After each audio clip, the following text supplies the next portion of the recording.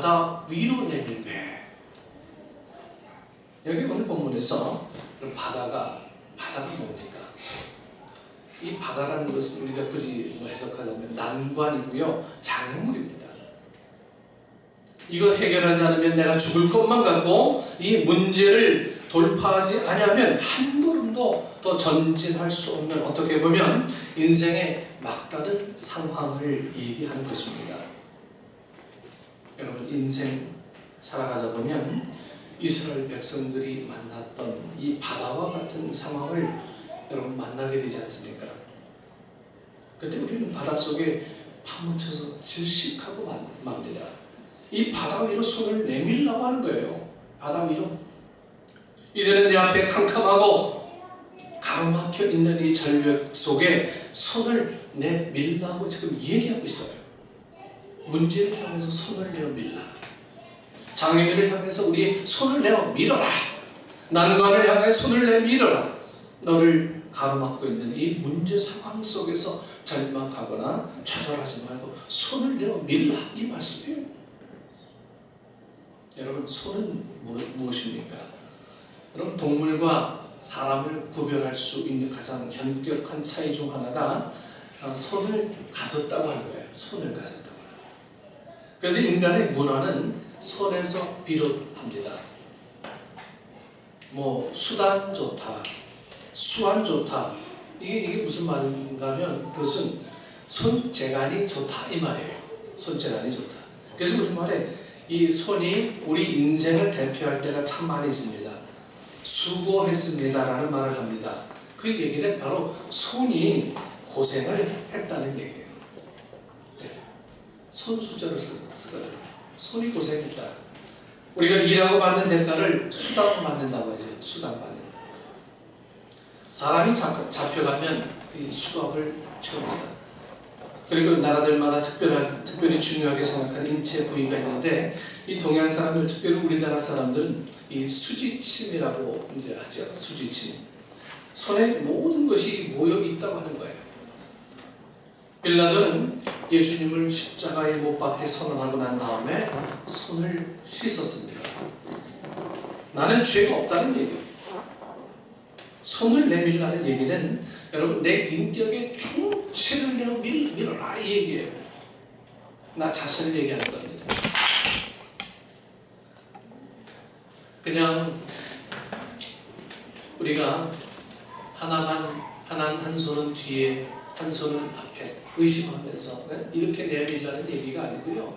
총체적으로 내 인격의 전부를 내어 밀어라, 이 얘기예요. 그러면 손을 내밀라는 것이 도대체 무엇입니까?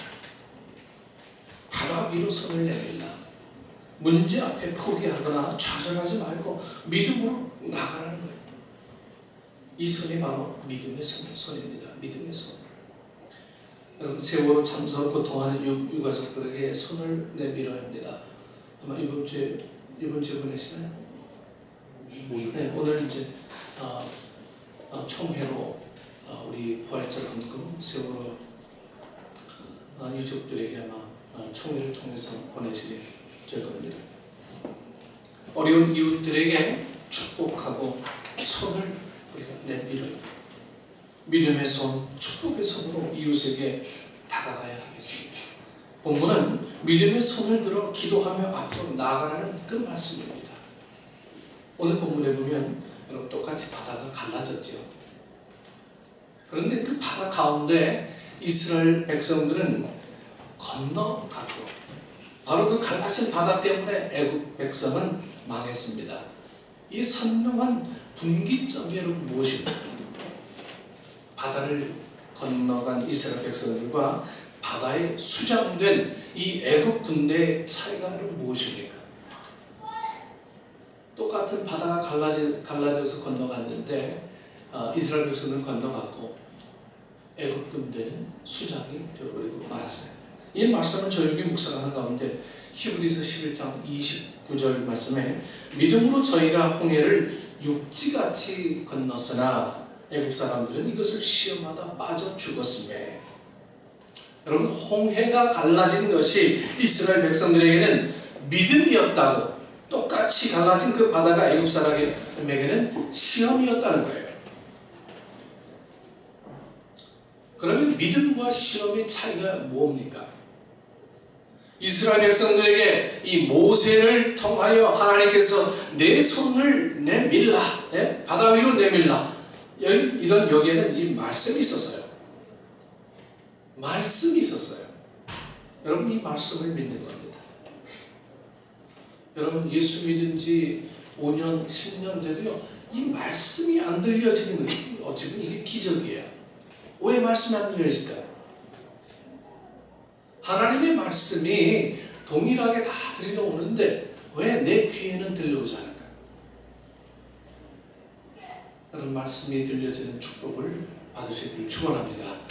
말씀이 들려지면요, 우리의 손은 쉽게 내밀어지게 돼 있어요. 말씀이 들려지지 않으니까, 그 말씀을 내가 확신하지 못하니까 내 손, 내 인격의 총체를 내가 밀 수가 없는 거예요. 의심합니다. 항상 내가 갖고 있는 범위 내에서, 생각 속에서 결정을 다 해버리고 말아요. 기분 좋고요, 이해가 되어지고, 그래, 그건 내 상식적으로 이해가 되어져야 내 물질이 투자가 되어지고, 내 가진 시간들이 투자가 되어지고, 내 정성들이 투자가 되어지는 것은 합리적인 어떤 믿음을 가진 사람들의 삶의 방식이 아닌 겁니다. 믿음의 방식을 가진 사람들의 삶의 방식은요, 합리적인 것, 이성적인 이거 다 초월해요.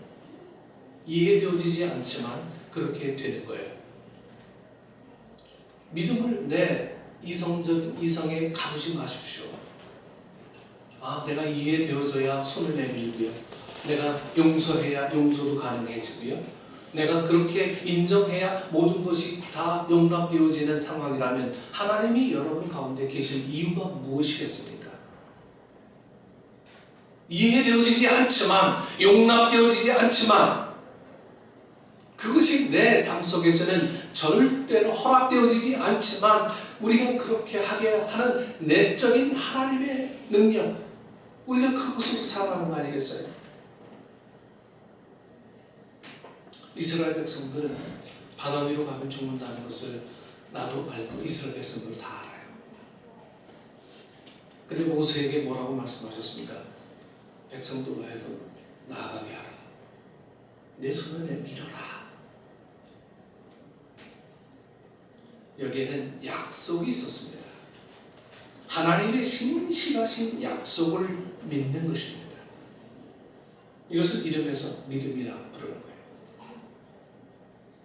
우리가 이 믿음이라고 하는 것은 내 속에 뭔가 성경적인 지식이 쌓여있는 게 믿음이 아니라요, 하나님이 약속하신 그 약속을 온전하게 동의하는 것을 믿음이라고 합니다. 그런데 애굽 백성들을 향하여서 너는 바다를 향하여 건너도 좋다, 지금 도망가고 있는 하나님의 백성들을 추격해 죽여도 좋다는 하나님의 말씀이 없어요. 그럼에도 불구하고 뛰어들었다가 이제 망하게 되는 것이죠. 여러분, 우리는 무엇을 붙들고 살아갑니까? 내 감정, 내 기분, 내 욕망, 내 계획을 향해서 달려가다 보면 거기에 약속이 없고 말씀이 없기 때문에 하나님을 시험합니다. 그런 하나님의 신실하신 말씀을 붙들고 걸어가는 것은 여러분 믿음입니다. 믿음. 그래서 믿음이 내 삶을 움직여 나가게 되어 있어요. 믿음이 없는 사람은 내가 모든 걸 결정하고 내가 살아가고 계획하고 막 조정해야 되니까 얼마나 피곤합니까? 얼마나 피곤한 인생을 살 수 있겠어요? 내가 완전한 존재가 아니라 내가 하는 계획 속에는 분명히 실수가 있고 사람들을 원망하게 하는 원망거리들이 분명히 따라옵니다. 그러나 실수가 없으신 하나님은 하나님 앞에 온전히 맡기면요, 그 모든 일들이 저 은혜 가운데 이루어지게 되는 경험들을 하는 거예요. 그래서 뒤돌아보면 은혜입니다. 은혜로밖에 고백할 수 없습니다.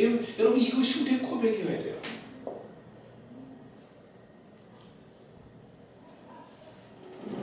여러분, 바다가 어떻게 갈라졌습니까? 여러분, 냇가가 갈라진 게 아니에요. 냇가가. 바다의 깊이가 여러분 굉장히 깊지 않습니까? 그게 여러분 쫙 갈라진 장관을 한번 머릿속에 한번 그려보십시오. 여러분, 그런데 이것이 언제 갈라졌을까? 모세가 손을 내미는 순간 순식간에 그냥 쫙 갈라졌을까? 아니면 손을 내밀 때에 앞에서부터 조금씩 이렇게 조금씩 갈라졌을까요? 손을 내미는 순간 순식간에 강력한 바람이 불어서 한 번에 쫙 갈라졌습니다. 그러나 실제 삶에서는 손을 내밀었어요. 그런데 바다가 갈라지는 것처럼 보이다가 다시 파도가 와서 휘청합니다. 그런데 내 마음속이 얼마나 조마조마한지, 이러다가 안 갈라지는 것 아니야? 아이에게 손 얹었는데, 아픈 아이에게 손 얹었는데 안 나오면 어떡하지? 여러분, 혹시 우리가 이러진 않습니까? 그러나 그래도 전진해 가는 것입니다. 그래도 믿음을 가지고 죽으면 죽으리라, 발을 내디디면 여러분 바다가 갈라집니다. 여러분, 설교를 들으면서도 옛날 소설로 듣는다면 여러분들에게는 결국 아무런 능력이 되지 않아요. 이제 여러분, 하나님이 바다를 갈랐다. 보라, 하나님의 역사를 보라. 세상 사람들아, 하나님이 갈라놓은 이 바닷길로 나는 당당히 걸어가고 있다. 천성을 향해 가는 성도들아, 앞길의 장애를 두려워 말아라 하며 신나게 여러분 걸어갈 수 있기를 바랍니다. 여러분, 옛날 얘기가 아니에요. 지금도 홍해 바닷속에서요, 이집트 군대가 그 3,500년 전에 사용했던 철병고, 이런 그 병거들이 지금 막 발굴돼요. 그 바닷속에서요. 그들의 유골들을 조사해서 검사해 봤더니, 이건 지금 얼마 전에 죽은 그 유골이 아니고 3,000 몇백 년 전에 죽은 유골들이 지금도 막 발굴되고 있어요. 여러분, 이걸 뭘로 설명하시겠습니까? 단지 옛날 이야기입니까?